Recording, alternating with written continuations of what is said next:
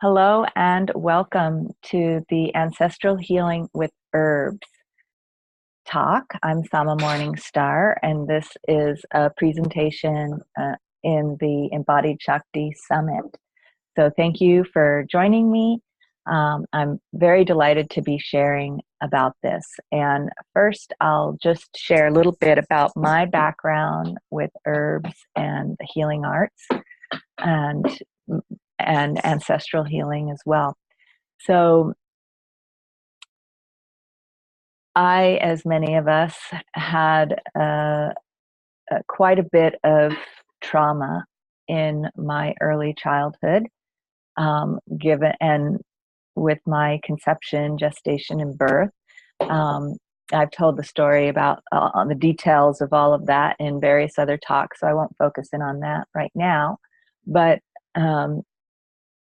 what that resulted in was a very early desire for healing for me, and um, physical symptoms in my body, like irritable bowel and low back pain and joint, ligament and tendon tendency towards inflammation and pain. And so very early in my life, in my 20s, I realized, you know what, my quality of life is not as I want it to be because of this pain in my body and the challenges to my digestion, and which began my exploration of holistic healing. And I went to massage school and I learned a ton there about holistic healing. And I continued to study various self-healing modalities, including body-centered practices like Tai Chi, Qigong, yoga. Yoga became my main focus, and various modalities of body work. But yoga is something was something I can do at home on my own and not have to pay somebody to have the amount of healing sessions that I wanted. And eventually, my need for healing became, and for support with my healing process became very apparent, um, especially as I coming of the age when I was looking for my life partner and wanted to have a fulfilling romantic and sexual relationship with a partner. And I had things that stopped me from doing so. I had emotional patterns of pushing intimacy away. And um, and so I started to explore why that might be. And some of the initial clues were revealed when I was studying women's studies and learned about and started to inquire about our society's uh, historical treatment of women and how that related to what I saw, what I had been a part of and witnessed in my parents' relationship, and that examination of the domination model that is the setup in our current society between men and women in the family unit, that the man is supposed to dominate the woman, and that the woman is supposed to submit to the man. And this had been a struggle in my family, as you know, my mom wasn't fully on board with that, even though she did buy into that whole idea. She, nobody likes to be dominated, and it causes that dynamic causes a lot of suffering for everyone involved. And this pattern has been humans have adopted this pattern in our fundamental relationship long time ago, many generations ago. And so the suffering arising out of that relational model, and it's everywhere. It's in our fundamental family relationships between father and mother, and that affects every aspect of our lives. It's in our relationship with Mother Earth, with nature, with our bodies. Um, there's a foundation of dominating each other, nature, our bodies, our health. Modern medicine is based on controlling the body and dominating it with substances and procedures and making it do what we think we want it to do without taking into account and oftentimes without becoming a partner and recognizing the power and strength and intrinsic abilities and autonomy of the body and the beauty of the body, and becoming a partner and a participant and a support and all of that. So there's underlying principles of domination in many in all aspects of our life, and that it creates a lot of suffering. And so for me, in my healing process, becoming aware of that and then beginning to explore, how can I heal that in my life? How can I clear my own being from those approaches, which is not an easy task. There some aspect of that is we've internalized that, and it becomes hardwired in our being, and it's been a lifelong process of reweaving that partnership between my own inner masculine and feminine energies, between my body, weaving ways of relating with others that are based on a day-to-day basis, and all interactions based on partnership instead of power struggle of who's going to dominate who and who's going to have control and who has to give up control, and instead weaving partnerships with people and partnerships with plants. So again, that relationship model can come in with the plants, and seeing plants and herbs particularly as autonomous, powerful beings that have memories and souls and essences and energy bodies and spirits that I can connect with as partners. And it can be a give and a take, and or a giving and a receiving balance, where it's mutually beneficial for both, and then having that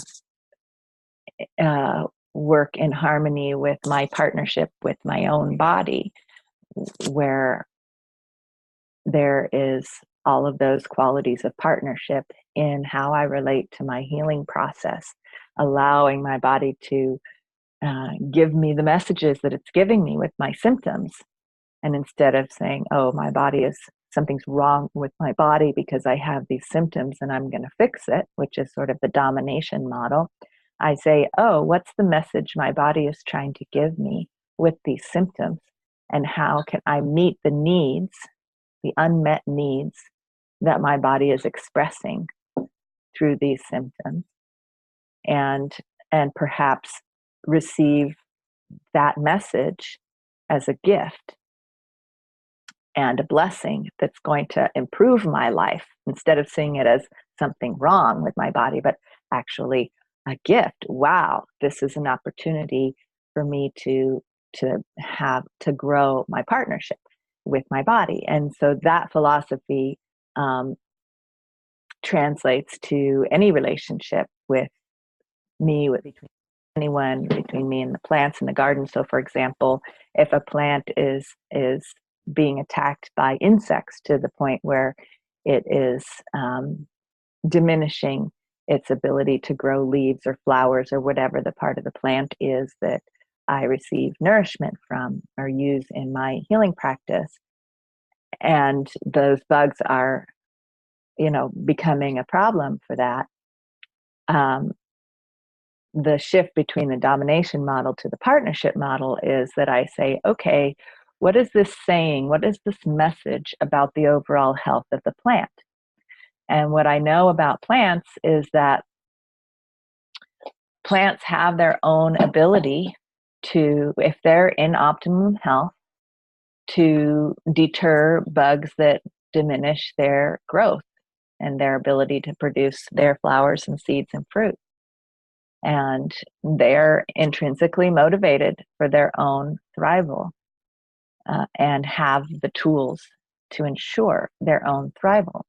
So if they're being attacked by bugs and are unable to fight the bugs off themselves or to deter the bugs, it's probably because there's something missing in their nourishment or something needed. Perhaps they need more light, perhaps they need more nourishment in the soil, perhaps they need more or less water. And so when I listen in to what the needs of the plant are, then and give them that, like I was just telling, somebody was giving me some roses to plant in the garden. And they were saying, oh, there's aphids, we need to spray for the aphids. And sometimes the plant might need a little help just spraying aphids off. Aphids is the big bug that I usually give this talk about. However, what I find with roses in particular and other plants as well is if there's an aphid infestation that's stopping the roses from developing, if I just feed that rose with fertilizer, particularly my menstrual blood, okay, it gives the rose what it needs to send those aphids packing. And the same with, I've noticed this, the same with other herbs in the garden and other plants, is that if we give them rich nourishment, and then they take care of it themselves, and we give them all that they need. And so that's how this partnership can develop with the plants. So, and that's how that I've developed that with all the plants in the garden that are particularly the herbal medicine that for womb-centered healing that I work with. So, and this practice of giving our menstrual blood back to the earth and back into the plant realm and nourishing the plants with our menstrual blood is central to this ancestral healing with herbs topic that I'm sharing about here, because our menstrual blood holds our DNA in it. It holds all the information from our lineage, our ancestors back through the generations. It holds all of the emotional content and the spiritual content that we may be working with, and we can certainly, if we can articulate that verbally or in a song or with artwork, we can share that with the plants. But the most direct, nourishing, mutually beneficial way to share that with the plants is by giving our menstrual blood to the plants. And this gives the plants all of that information so that they can then reciprocate in the partnership. And plants do this abundantly. The plants just want to give of their gifts, if you've noticed. I just feel so much joy and love from the plants when I recognize them as sentient beings.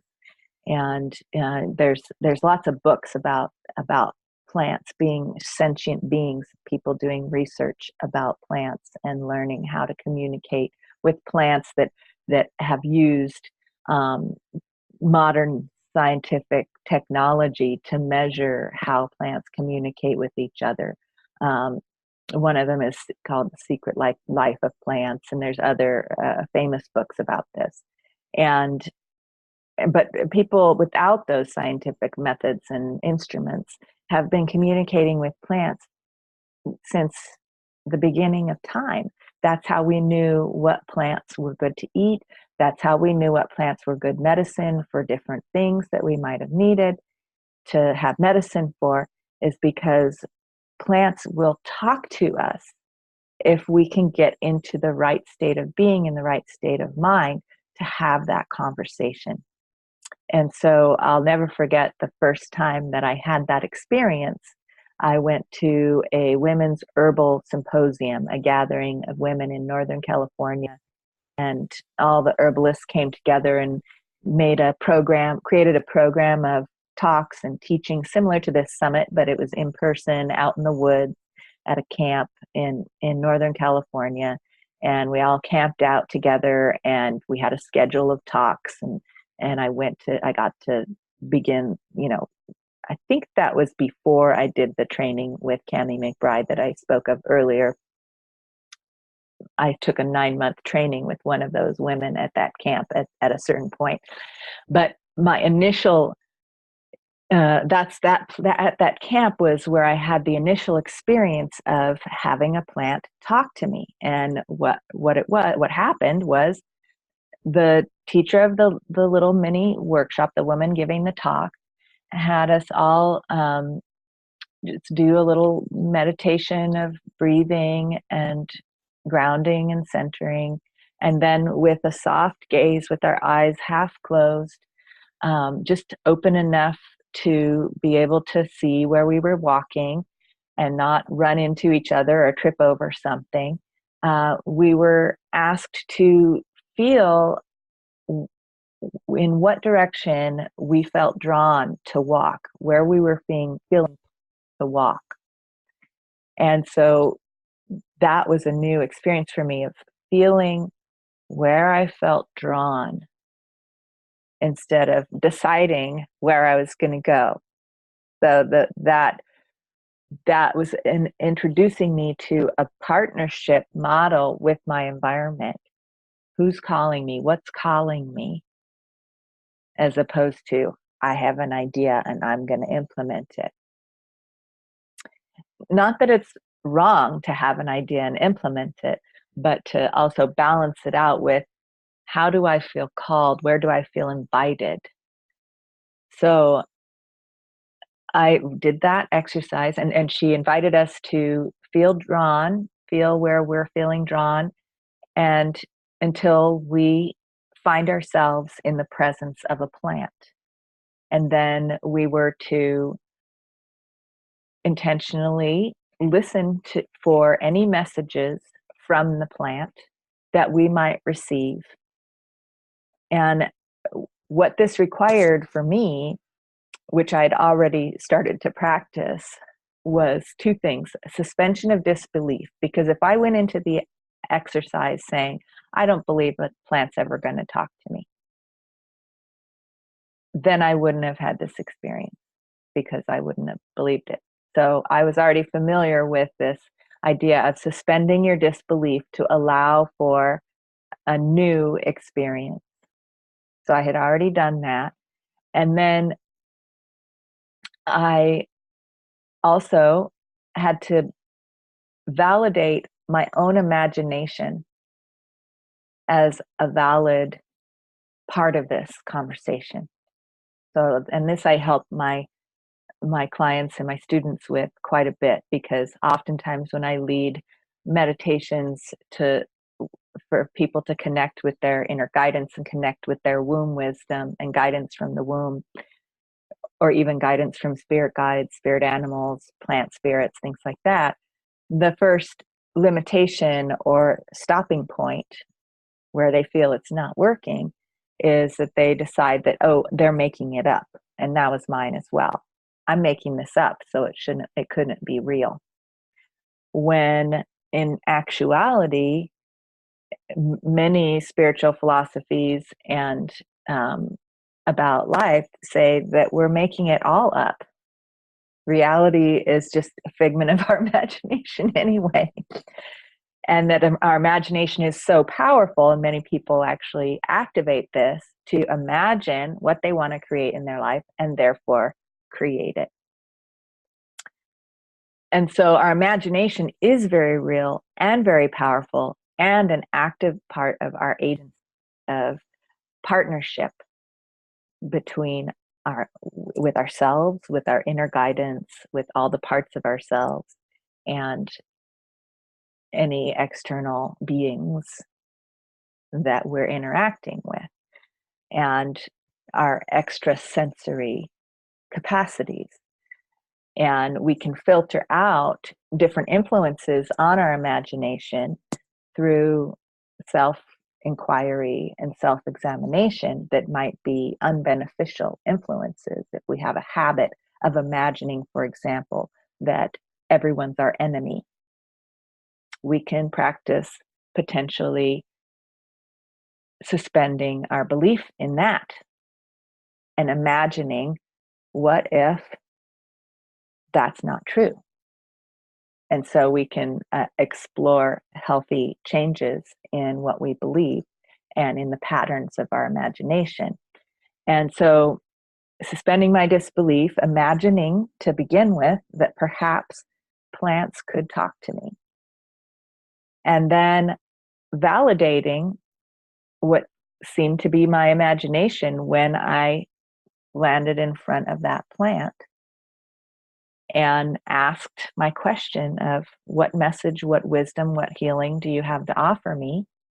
And imagining the answer, which was that this plant was telling me that it could help me with my lungs.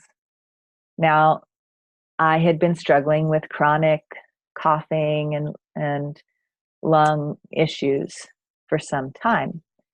And so it made sense that I would hope that a plant could help me with my lungs. And so I was still, even though I was suspending my disbelief and allowing and validating my imagination, I was still like, okay, part of me was like, okay, yeah, of course you want to find a plant that's going to help you with your lungs because you've been having issues in your lungs.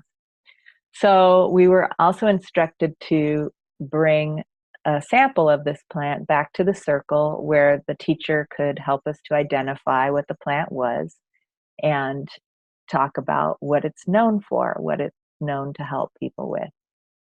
And so I brought the leaf of the plant back to the circle with me, and we all went around and shared our experience, and I shared mine, and the teacher said, and this was very similar to what she shared with some of the other people as well, actually, that plant is mullein, and mullein is known for helping the lungs. So it was so spot on, and it validated that experience for me so strongly and so profoundly that I can trust that simple voice inside to be, and that's how plants communicate with us. There's just an inner knowing that can happen.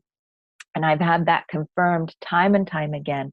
And I feel that that is completely intertwined with our ancestral knowing and information that's stored in our cells, in our DNA, that our ancestors have been working with plants since long before patriarchy and the domination model has taught us and us with this disconnection and this domination model of relating to nature and to our bodies.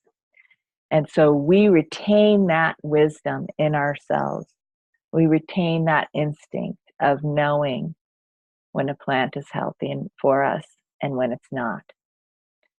And so that's just a little story about my experience to share that. And so I've been working with that approach to plants, that intuitive inner knowing around food and herbal medicine for, like I said, 20 years or more. And lately I've been enrolled in a couple of training programs that for me, I chose to enroll in some more medically oriented and research oriented training programs because I want to be able to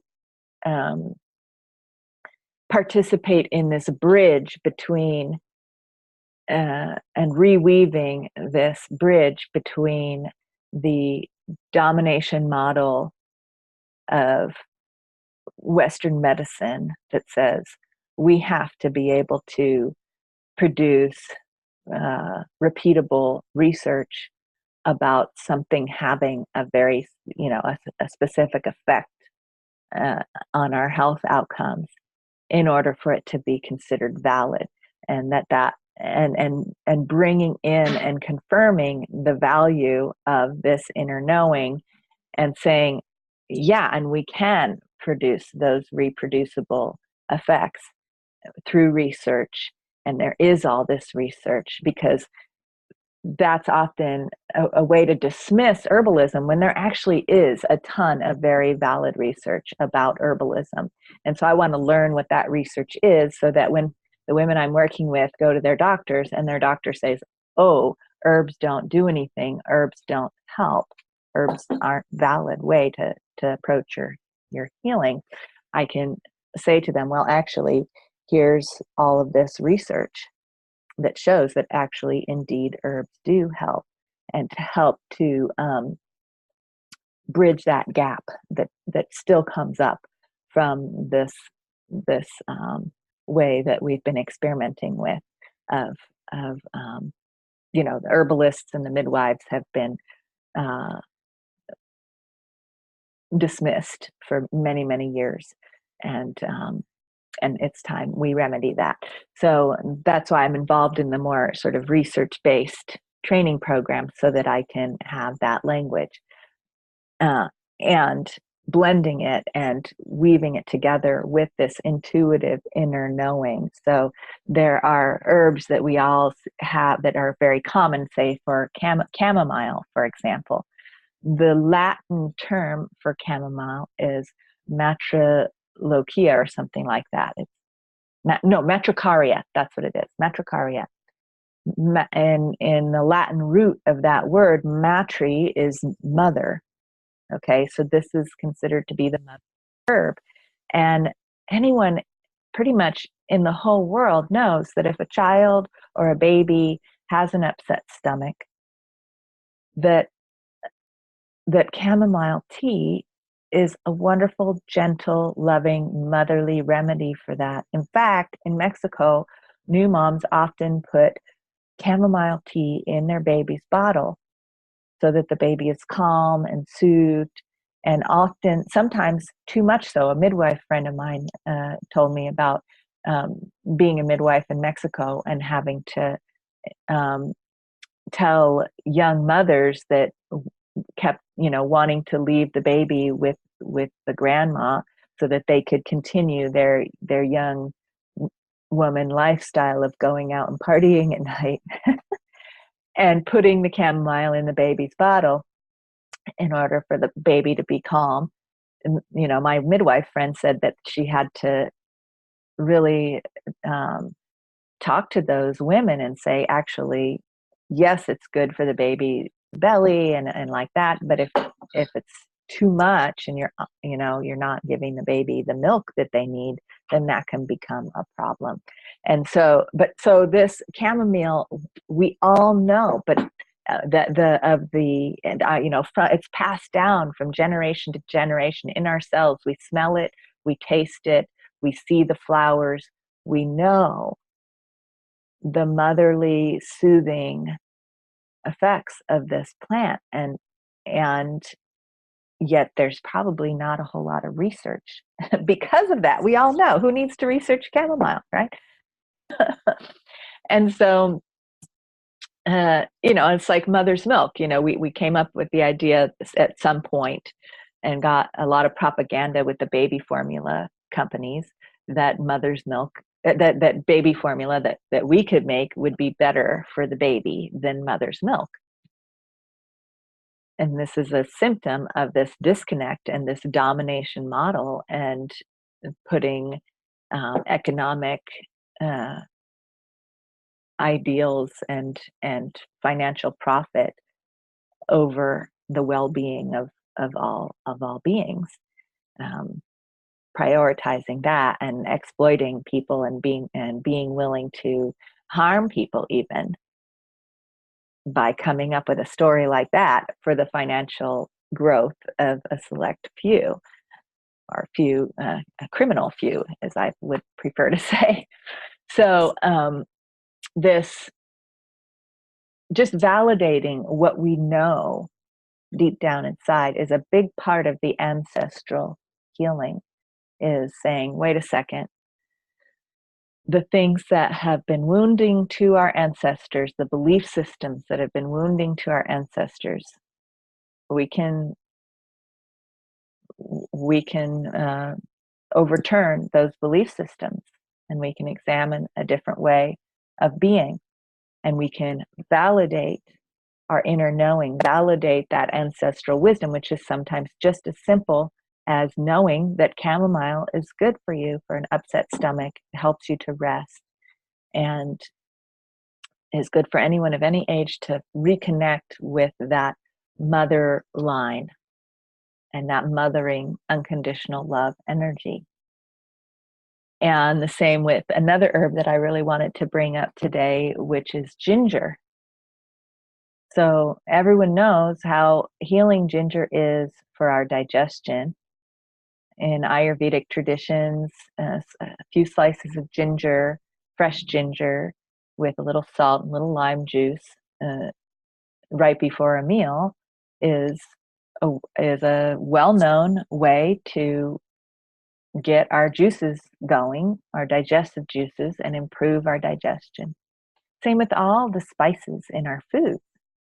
Our herbs that we just all know are really healthy, and certain spice formulas, the curry formulas and the khichdi formulas, the mixtures, are well-known ancestral wisdom that's passed down. This is the family recipe. This is the culturally known recipe of herbs that nourishes us in a balanced way, helps our digestion, helps us receive the nourishment of the food that we're eating and balances out all of our organs. And if you look into the healing properties of the different ingredients in your herbal mixtures, your curries, your khichdi mixtures, your garam masala mixtures, you'll see that they are based in wonderful medicinal understandings that go back generations, that our ancestors learned about and have passed down to us. So these herbal mixtures, and like I have Italian ancestry as well. And so the herbs that are commonly used in Italian cooking, like oregano and basil and rosemary, are powerful healing herbs that were added to food, just like these spices, Oriental spices, that, back when we didn't have refrigeration, these herbs were added to the foods because they're antimicrobial. They keep back the bad bugs and they nourish our bodies to deal with any bad bugs that might have grown in the food. They preserve the food and help heal our bodies all at once. So these herbs were added through the wisdom of our ancestors and their partnership with the plants, of knowing what we needed for our optimal health. And as people had this partnership relationship with the plants in the farms and the gardens, and then in creating the food and listening to plants, that goes back to the beginning of time. Human beings were listening to the plants and not sure which plants would be healthy and which plants would be poisonous, or which plants would help them. But we knew to look for plants. We would listen and know when we met a plant, this is the plant that my son or daughter needs, or I need, or my spouse needs, or my friend needs, because they're sick with this or that. And they would know. And if somebody didn't know and ingested something that was toxic and died or became very sick, that became a genetic memory because of the intensity of that experience. Wow, we ate that plant and we all got sick, or so-and-so ate that plant and they died. Okay, now we know And that's research. That's reproducible research. So this ancient herbal knowledge that's been passed down, and eventually people were writing books about it and like this, but we all have that those instincts and that inner knowing inside of us, and our sense of taste, our sense of touch, our sense of smell uh, informs us and alerts us if we learn to listen. And so ginger, back to ginger, I kind of went off on a segue there, or on a side note around all that. But bringing it back to ginger, ginger, in my experience and my exploration with ginger, is very powerful in ancestral healing, because one of the things that I love to do with ginger is to make a ginger compress for my kidney. So I mentioned earlier that in my 20s, I had already started having low back pain. I had digestive upset. Um, my menstrual cycles and my womb itself, I haven't had intense um, menstrual pain per se, like many women do, because my body um, takes on my stress in different organ systems, not, but it's still womb pain. It's just delivered and experienced in different systems. And I'll share a little bit about that, especially with this kidney thing. So there's a kidney womb relationship that I've discovered and has become clear to me through this practice of uh, ginger compress. So a ginger compress is making a strong ginger tea that would be too strong to drink, and wetting with the hot tea, making a washcloth wet with the hot tea, and placing it at the base of your rib cage on your back, and perhaps if you're having any low back pain, lower down as well into the low back, and wrapping up and laying on a heating pad. And this continued heat activates the ginger, helps the ginger to be absorbed through the skin and into the kidneys. And this activates the kidneys' ability to filter out. So the kidneys are filters. They filter the fluids in our body, and the qualities and substances in the fluids that we need to eliminate, they send to the bladder. And the substances and the fluids that we retain is then delivered to the body for use and for nourishment. And the kidneys are also the storage for our life force energy that in Chinese medicine, we probably heard the term qi or qi for this, for one type of life force energy. And that is the type of energy that we can easily replenish and use. It's sort of the usable energy that we're receiving qi or chi when we eat food. We expend qi or chi when we go about our lives. And so it's like our cash account. The life force energy that I want to discuss is a little bit different. It's called Jing in Chinese medicine. And this Jing is like our savings account. And if our cash flow account of energy gets depleted because we're not putting more in and we're just spending, then pretty soon we start dipping into our savings account. And that savings account is, as far as the Jing goes, maybe not in our finances, but in the Jing, that savings account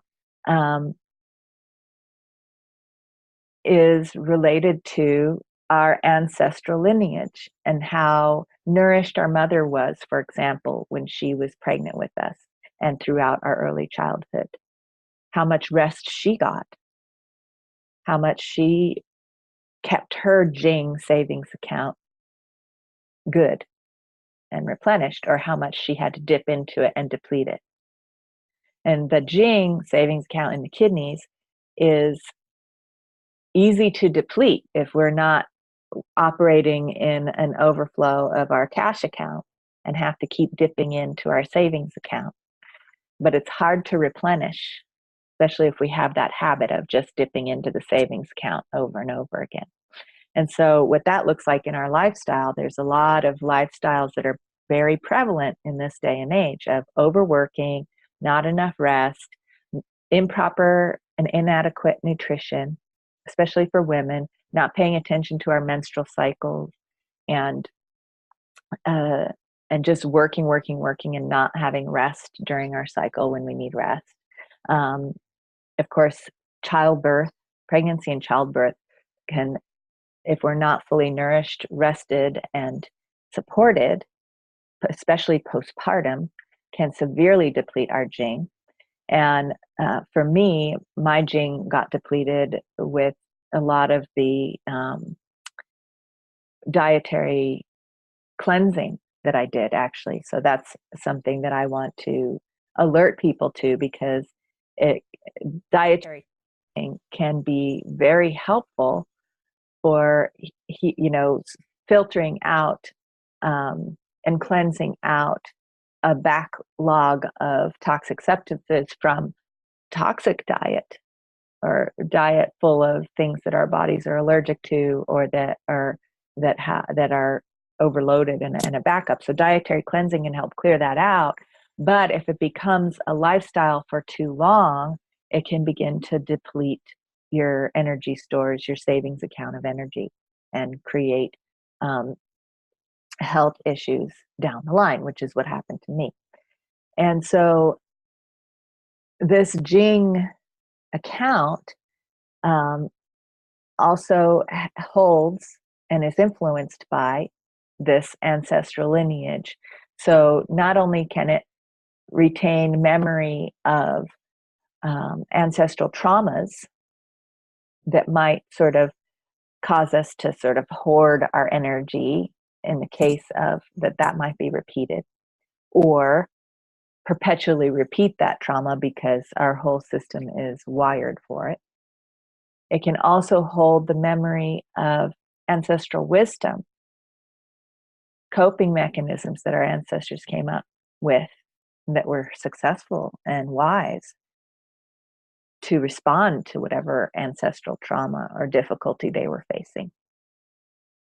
And so all of that emotional energy, if you will, is stored in the kidneys as well.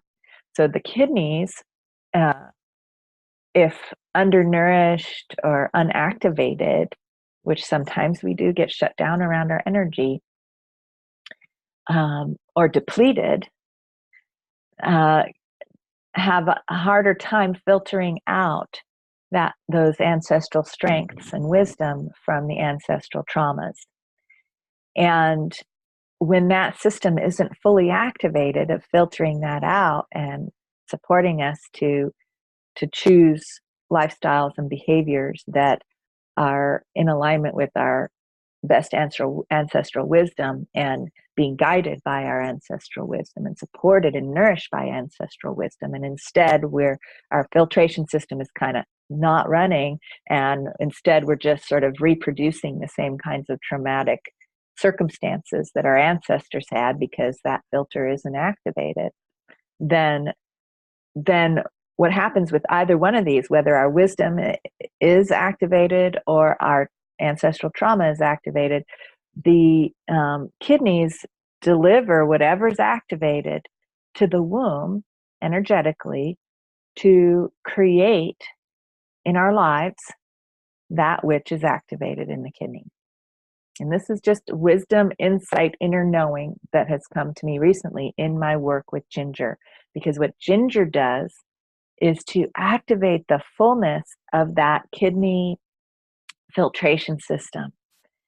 And so that what is sent to the womb is the wisdom that's filtered out, of the ancestors. And that combined with my own self-reflection process and and my own sensitivity and self-awareness and choices that I'm making in my life, and having my womb involved in that helps me to, having the kidney womb connection to be there, as well as the heart womb connection to be there, helps me to create, because the womb is the center of creativity, um, create relationships and systems and structures and projects and works in my life that are in alignment and that are the medicine for, and that are the delivery of my ancestral wisdom and medicine to the world. So, and for myself and for my family members and for everyone around me, my community. And so the kidneys fully activated and nourished help help the womb to create medicine for the trauma, as well as help the womb to create medicine with the wisdom. Okay, so so that the ginger really fortifies and strengthens and nourishes that whole process with this ginger compress, drinking ginger tea. One thing that the kidneys nourish as well when they're fully activated is all of our connective tissues. And it's very anti-inflammatory, helps the body's natural healing process of dealing with injuries in the connective tissues or in our structures from misalignment. Um, it helps the muscles to relax, and it helps so I often will put ginger on structural places, a knee or an elbow that's painful, the low back that gets painful or inflamed, because when we get out of alignment with our deepest wisdom, then our structure is unstable, and if we're working a lot in that out of alignment state, then our connective tissues get strained and inflamed. And so the ginger helps to remedy that and fortify and bring the kidney energy, the wisdom energy, to that joint or to that structure in the body to then find greater alignment. And if you notice, the kidneys are in the back of the solar plexus, which is our power center energetically. And our power center is about integrity and who we're meant to be, and having the stamina to implement and assert our integrity of who we're meant to be in our lives. And so the kidneys participate in the ways that I've described. And for me, in the joints being in alignment and stable, and the structures of the body, the musculoskeletal structures of the body, being in alignment, in yoga really helps with this as well.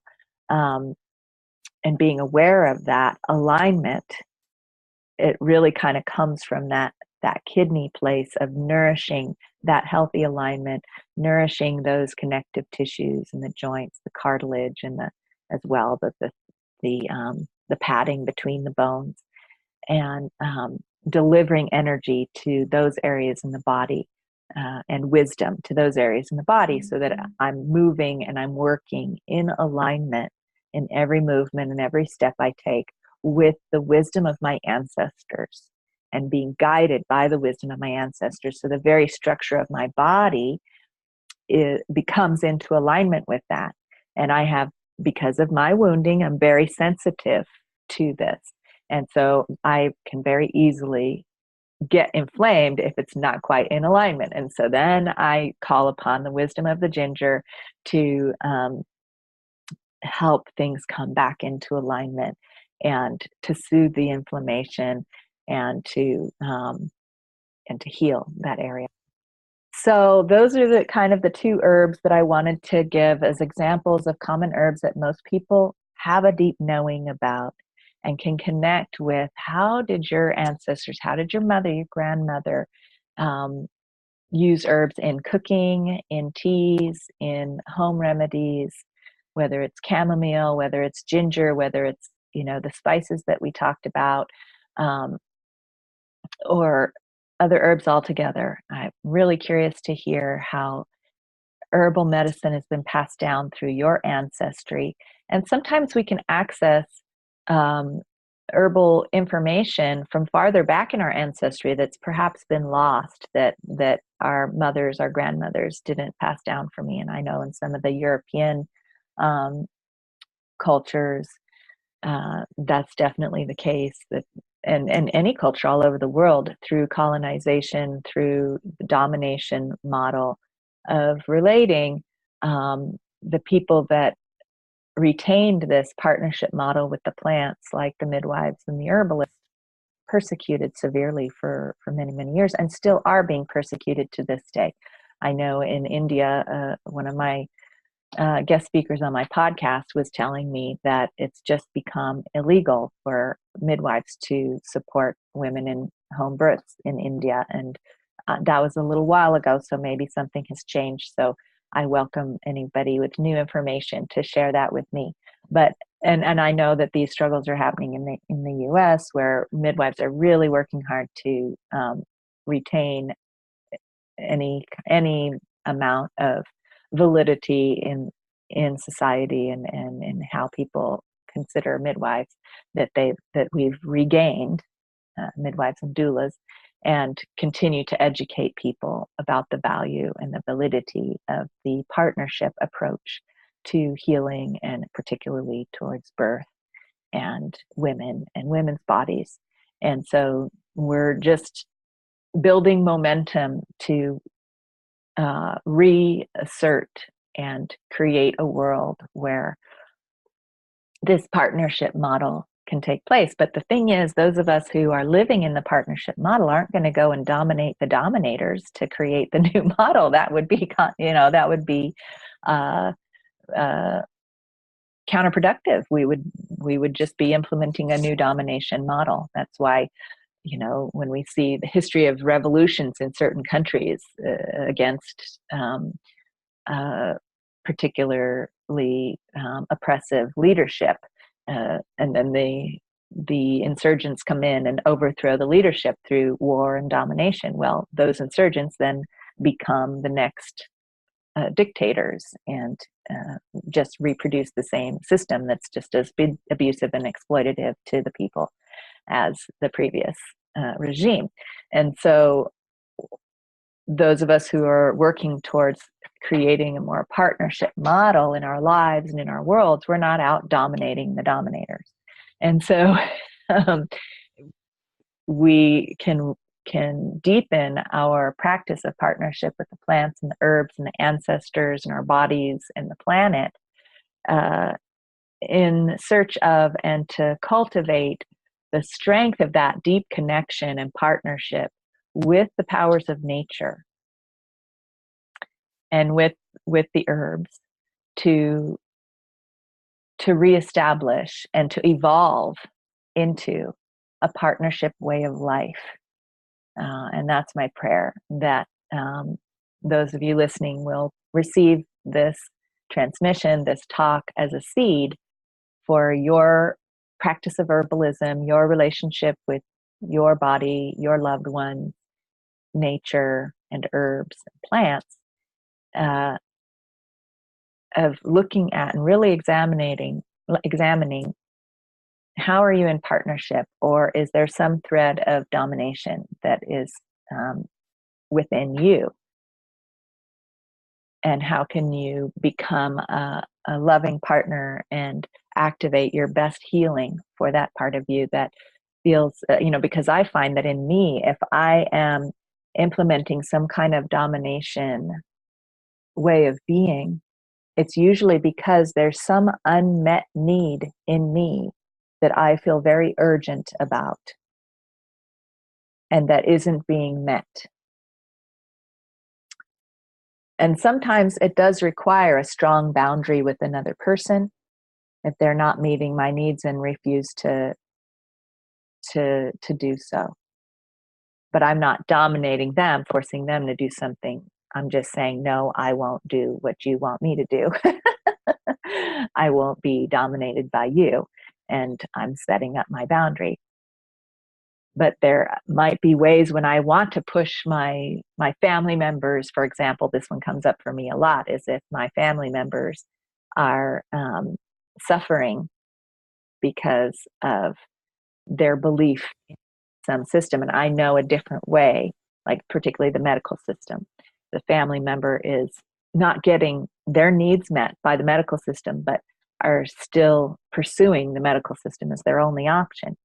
I have to watch myself, because I can feel this sense of urgency of saying to them, look, there's other options. Come on, I can help you with this. And some people just don't feel confidence enough because of this history of invalidation of these other options that we're living with inside of us. And so I can't dominate those people and push them or pressure them to see things in a different way.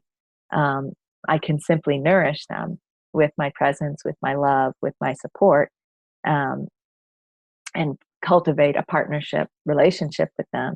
And then perhaps they will feel the benefit of that eventually and seek my support in more ways.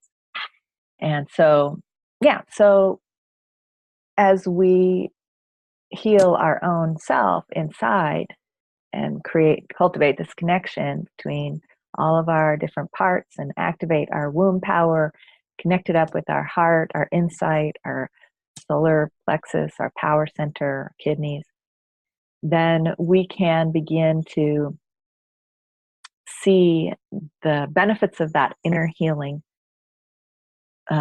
rippling out to our loved ones, to our community, and to the world.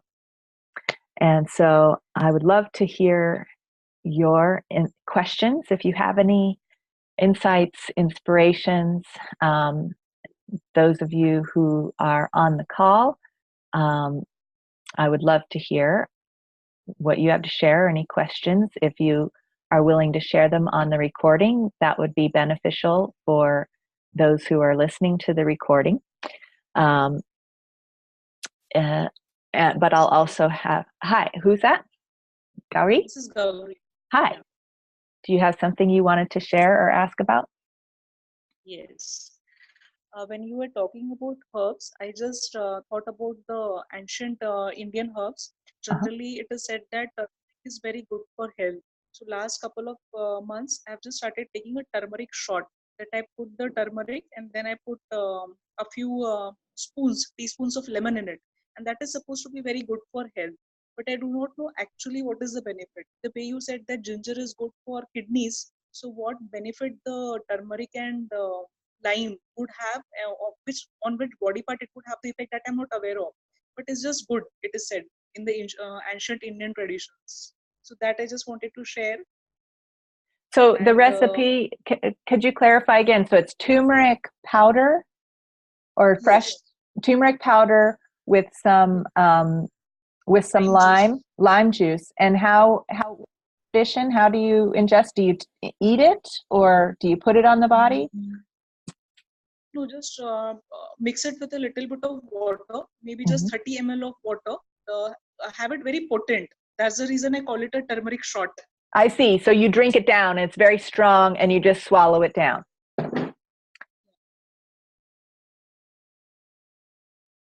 And may I ask some question? Sure. Well, do you have questions about that? Because I just want to address your question about turmeric. No, I have question about the ginger compress. That be used for the womb healing as well? Yes, very much so. So for the ginger compress, like I said, it activates the connection between the kidneys and the womb, helping us and especially if combined with, and I'm in the process of developing an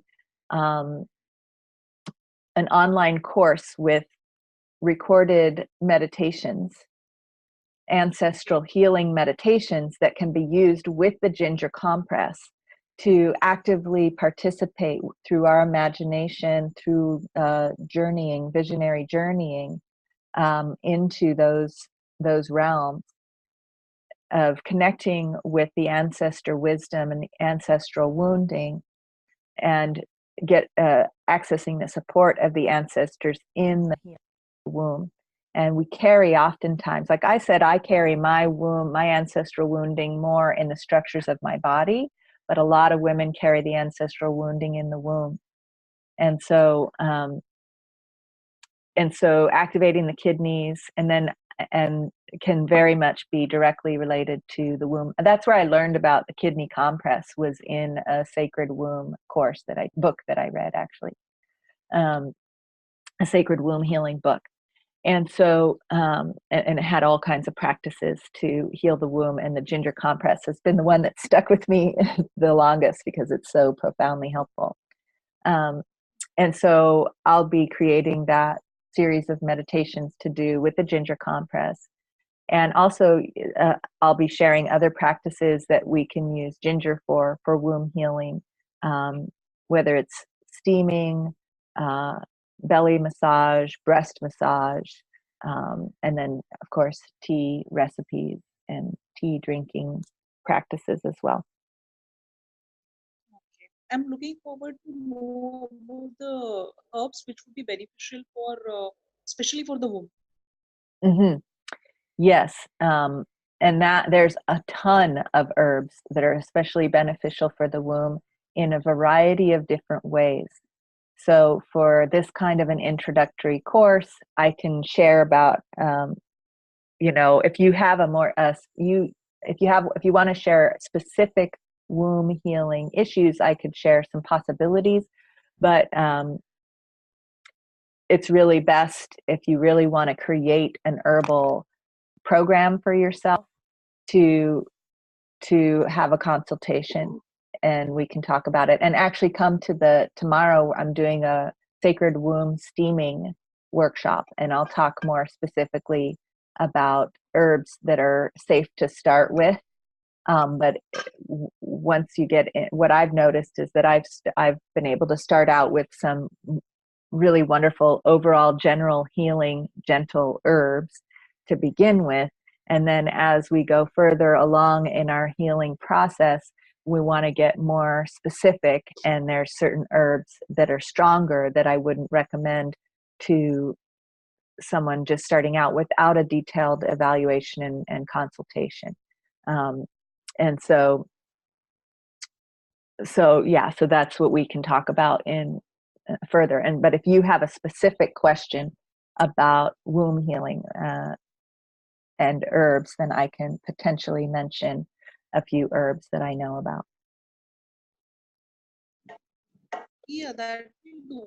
Otherwise, I can book a special consultation for the womb problem which I am experiencing. Otherwise, you Lovely. may also one or two herbs, whatever you choose.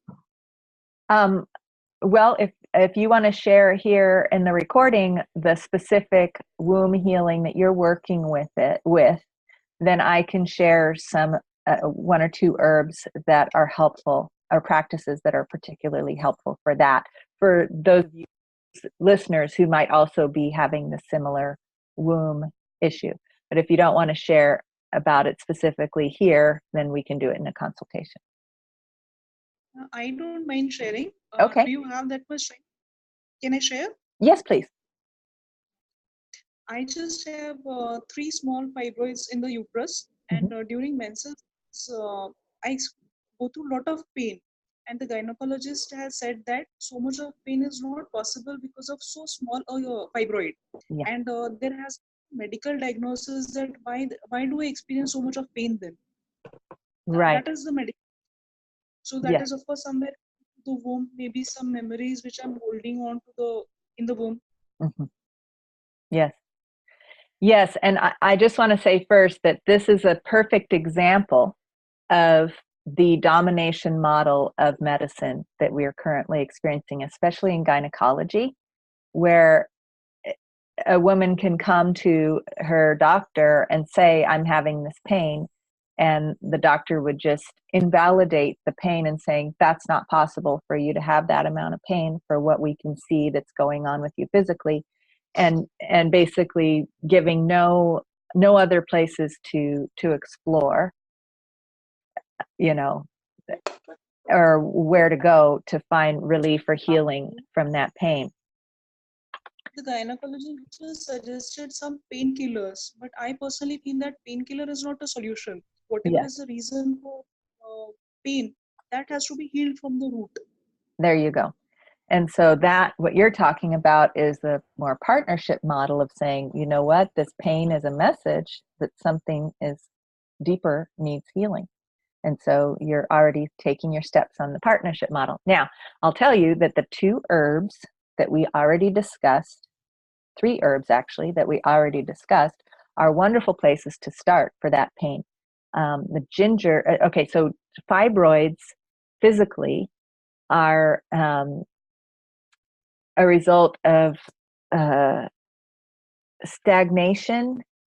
These are Chinese medicine terms, diagnostic terms. Okay, so stagnation and dampness are involved in the buildup of fibroids. So stagnation means the area isn't getting enough circulation. There's not enough blood flow, and so there's when you don't have. If you imagine a river that the water isn't flowing very enough through a particular area, maybe a pool to the side, that pool becomes stagnant and things grow in there and algae builds up and it gets all slimy and mucky and smells bad, right? And so the extreme of stagnation in our body is that things are getting all kind of slimy and mucky, and then it might become infected or it might become cancerous. So fibroids are an initial, are actually called a tumor, a fibroid tumor, which is sort of a preliminary thing, a non-cancerous tumor. So cancer grows uncontrollably. Fibroids don't necessarily grow as the same way, although they can grow and become problematic, but they don't like spread to other parts of the body and shut down other organs like cancer will. And so, but it's a sign that our fluids aren't flowing through and filtering out and cleansing out the womb, that area of the body. And that fibroids are actually made of mucus that has built up and become stagnant there, and the body, when there's a substance that's not meant to be there, will tend to package it up and contain it with fibrous tissues. So when the mucus became too built up there, then the body sort of packages it up and to protect the rest of the body from being as mucky and sticky as that built up stagnant stuff. So energetically, stagnation means that, like that, and fibroids particularly, can very much mean that there is some emotion or wounding that we have sort of put off in the corner or swept under the rug and haven't had time or given ourselves time or energy to really um, flow through with our awareness and our wisdom and help to process and clear out. And instead, we've packaged it up and wrapped it up in fibrous tissues and set it off to the side. And we tend to get in a habit then of anything else that we don't want, that we don't have the bandwidth or can't feel. We keep adding it to that package. We get in the habit of packaging things away, and because we're busy with other things, and we don't value in our society taking the time to feel all of our feelings and fully process things about about things, about difficulties, about, and that maybe we have inherited feelings from back in our generational line, our mother's pain, our grandmother's pain around a particular pattern that we keep inheriting down through the generations. So fibroids to heal on all levels require more circulation to that area of our physical fluids and our emotional and spiritual energies, to keep bringing our attention to those areas and creating time and space for whatever's been packaged up to be softened up and opened up gently so that it can be flushed out. And the herbs are, it can be sorted through, because there could be valuable wisdom that we need to receive before it can be released. And so it's like having a bunch of stuff from, our grandmother who passed away in the attic or in the basement somewhere, and it's all covered in cobwebs, right? We've got to go in there eventually and sort through it and find what treasures are there for us, and then clear out the rest. And so that's kind of how fibroids are. And so ginger and turmeric are both very good at bringing circulation and activating our body's natural processes of sorting through everything, and as well the ginger in activating the kidneys and the womb. So I've been starting to combine the ginger compress with a ginger oil that I massage on the belly. So you just cook up some oil with ginger in it, way too strong to eat, right? It'd be too spicy. And that might be really strong if you like spicy foods. And you cook up that oil in small batches because it can go rancid if you make a big batch and leave it on the shelf. And then strain it out and just rub it on your belly before and during menstruation. And you can do the ginger compress. You can do a ginger compress on your belly as well. Rub the oil on, put a ginger compress on your belly with a heating pad or a hot water bottle, and see what that does for the pain. And you can drink ginger, chamomile, turmeric tea. You can do your turmeric shots, because a lot of that pain comes from the musculature of the womb. The womb is trying to expel that excess, that stagnant fibroid, right? But can't do it because perhaps there's something in there that needs to be sorted through emotionally. Perhaps the womb doesn't have enough blood nourishment to have the strength to let it go. So bringing all that circulation there, and that massage can help the womb's the womb's action of squeezing out what's inside to be smoother and gentler and less painful. And there can also be pain there because there's inflammation around that stagnant energy, where it's like, ooh, this is irritating. We're trying to package it up and hide it away, but it's really irritating to still have this inside. And so that's where the extra pain can come from, whether it's on an emotional, spiritual level as well. It's very likely that there's some irritation. And so in an evaluation that we could do, or an assessment, I do a whole menstrual cycle analysis and assessment for folks when we begin with our first consultation, that we look at all the different influences in your life and some of the ancestral, as well as your early childhood and adult life relationship patterns in relationship to your menstrual cycle and your history of pregnancies and childbirth, and see how that's all related and what some of the patterns might be, to begin bringing that flow of attention and energy to when you're giving yourself the rest time and introspection time that your cycle is calling for. And then the herbs can play their partnership role by bringing circulation to that area, activating the body's healthy processes. So like I said, the ginger and the turmeric are both really good for that. The turmeric is very anti-inflammatory, it helps soothe, like for me, my joints where is where the inflammation starts to happen, where things get stagnant, where there's not enough circulation and not enough nourishment, and that's where things need to get sorted out. So putting the ginger and the turmeric on my joints helps them to be stronger and to reduce the pain and inflammation. And the same, it can do the same for the womb. And then the chamomile, because oftentimes when there's womb pain around menstruation, it also goes hand in hand with digestive pain. And it often from feeling undernourished, not only physically, but also emotionally, like we're not being cared for by that loving motherly energy. We don't have enough of that in our life. And so giving that to ourselves by drinking lots of chamomile tea, taking chamomile baths, using chamomile in the steaming sessions, which there's a whole protocol around that. We'll go into more detail tomorrow around, how one could get started with steaming.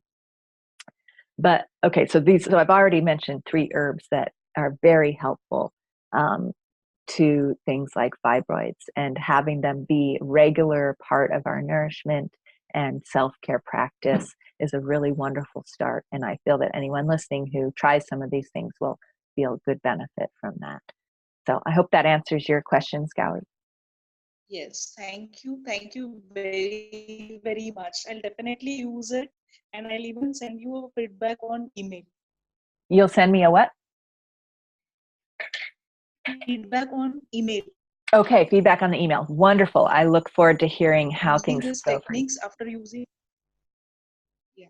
Lovely. I look forward to hearing how that goes for you. And if you or anyone really is interested in anyone listening, if you're interested in setting up a consultation with me, you're welcome to reach out through the email, through private message, or through on the website that you're watching this on as the replay. There's ways to contact me there as well. And so I encourage you to reach out, and we can set up that initial consultation for you if you want to dive deeper into this and enlist me as a partner in your healing process. And we can activate your own insights and intuition and help you to connect with your ancestral wisdom. It might have to go back many generations to find the ancestral wisdom that may have been lost in our lineage. I know in my lineage it was lost. I go back quite a number of generations to find that wisdom, and there's ways to do that. And then also just connecting with it in our own bodies and in our own selves and intuition and imagination. So wonderful. So any other questions, Gauri, or anyone else on the call here?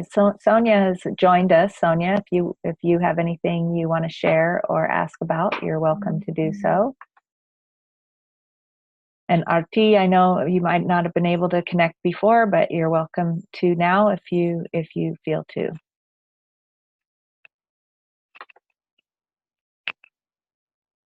Hi, this is Sonia.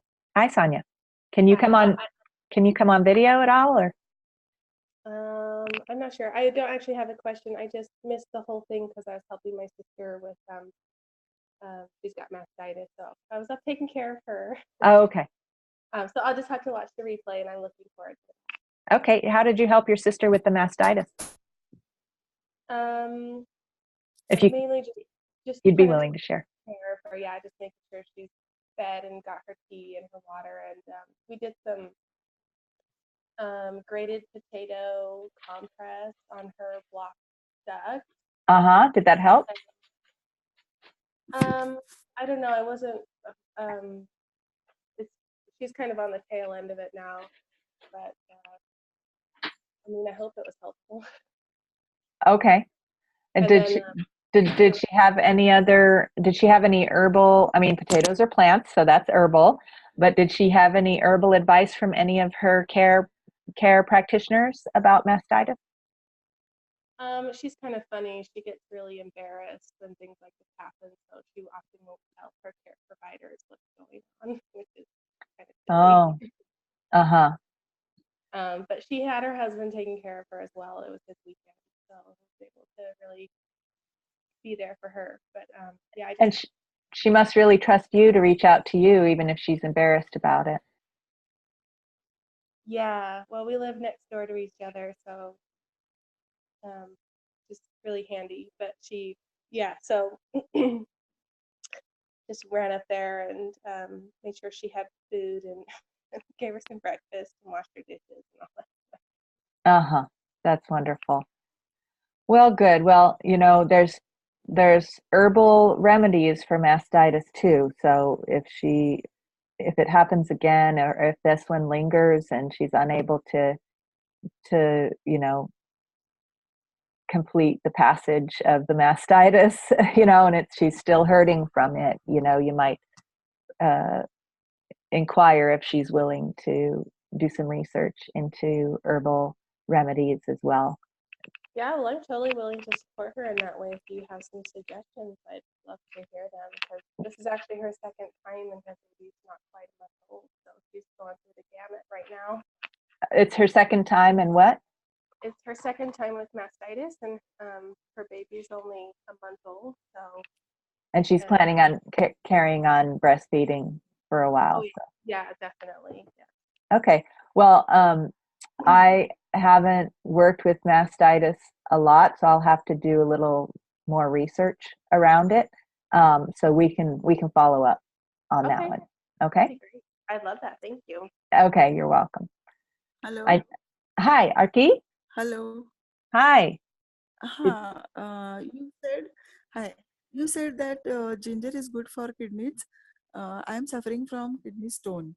So, is it good for stone to take ginger? Well, I don't think it would hurt. The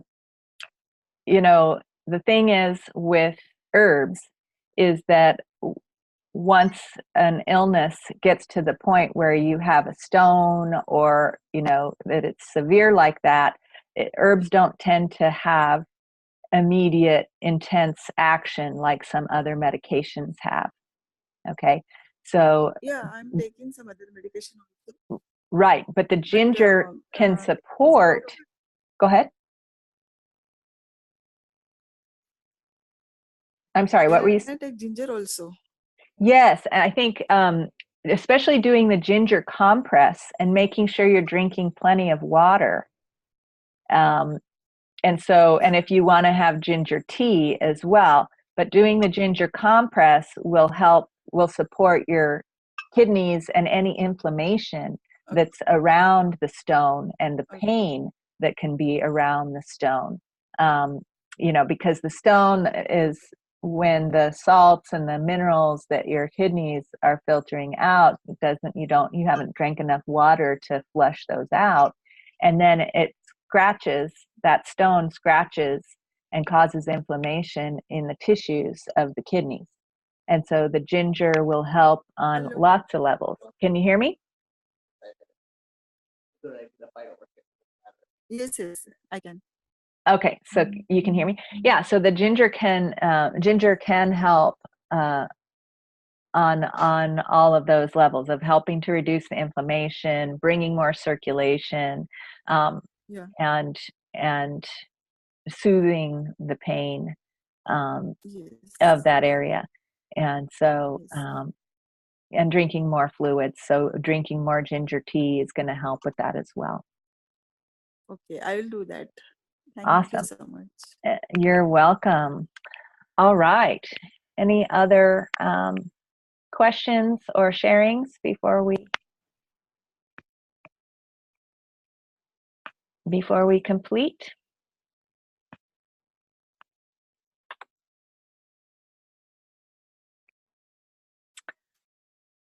All right. Well, thank you so much, everyone, for joining me and bringing your questions. And I just want to clarify that my training in herbalism, once again, so I am I've studied herbalism, intuitive herbalism, for over 20 years on my own. That study has also included several studies, several periods of study with teachers, um, whether it was weekend workshops with the Women's Herbal Symposium, 9-month training program with Cami McBride of herbal medicine making that also included herbal materia medica for, say, 20 herbs or so, where we really dove deep into understanding those herbs and wildcrafting and harvesting and gardening with those herbs. And then many, many years of growing my own herbs and making my own medicine for myself and my family. And I'm currently enrolled in Aviva Ram's Herbal Medicine for Women course. And I'm working towards completion in that course to understand. She's a medical doctor as well as herbalist and midwife, where she's bridging the gaps and creating pathways for complementary treatment between medical field and herbalism and other complementary medicine therapies. And so I'm studying that, and I'm also studying to become a peristeam hydrotherapist with Steamy Chick Kelly Garza, and you can check out her training program. And if you want to join us tomorrow, I think it's at the same time. I'm not sure. I'd have to look on the calendar, but I'm doing another talk about vaginal steaming and how that can help. And so my model of care with my herbalism is educational. So I'm sharing this information with you as educational information, not as any kind of prescription or anything medical diagnosis or anything like that. This is simply informative, educational material for you to take into your practice and have your own experience based on what you decide to do, based on your inner wisdom and guidance. So my approach is to give you information and share my experience with you and share what I've learned as education and encourage you to connect with your inner guidance and your intuition and explore. And all of the herbs that I've shared are safe, nutritious herbs that anyone can use safely without harm. So that's what I want to share about all of that. And thank you so much for joining me. And I look forward to connecting with you again soon. And keep an eye out for future Ancestral Healing with Herbs courses and workshops that I'll be offering online very soon. All right, take care. That's all for now.